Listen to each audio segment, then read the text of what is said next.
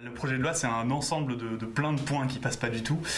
C'est par exemple la majoration des indemnités de licenciement en cas de licenciement abusif, qui jusqu'à présent était toujours supérieure à 6 mois de salaire et qui maintenant vont être plafonnés en fonction de l'ancienneté et donc qui peuvent par exemple être plafonnés à 3 mois de salaire. Donc en fait ça inverse complètement, c'est-à-dire avant quand un patron licencié il savait que de toute façon il devrait payer au moins 6 mois de salaire à son salarié. Maintenant c'est le contraire, il y a une forme de forfait licenciement, c'est-à-dire que de toute façon il saura qu'il n'aura pas à payer plus d'un certain montant. Donc ça c'est un des points, c'est le point peut-être qui cristallise le plus, mais il y a plein d'autres choses comme le temps de travail par semaine où il y a des allègements qui fait qu'on va pouvoir monter à des semaines jusqu'à des semaines de 60 heures, mais aussi des semaines de 46 heures sur 16 semaines d'affilée. Il y a la taxe sur le statut d'apprenti par exemple, où les apprentis pourront travailler jusqu'à 40 heures même s'ils ont même à 16 ans.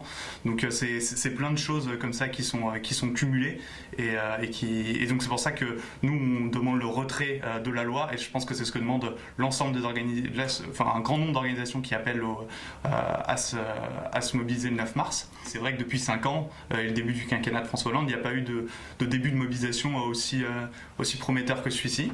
On va voir ce que ça va donner, on ne va pas jouer au prophète sur ce qui va se passer, mais de toute façon, c'est sûr qu'on mettra toutes les chances de notre côté pour que ce projet de loi ne passe pas. Vous lui en voulez à François Hollande, puisque l'une des choses qu'il mettait en avant pendant sa campagne, c'était la jeunesse. Vous avez l'impression qu'elle est complètement délaissée aujourd'hui ?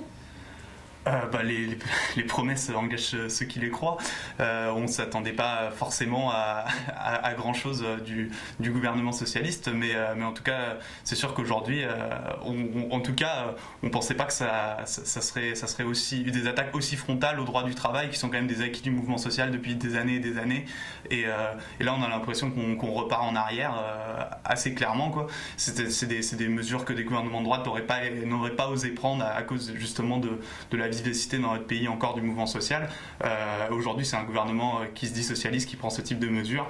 Donc, on espère bien que ça va pas passer comme ça et c'est bien parti pour pas passer comme ça en tout cas.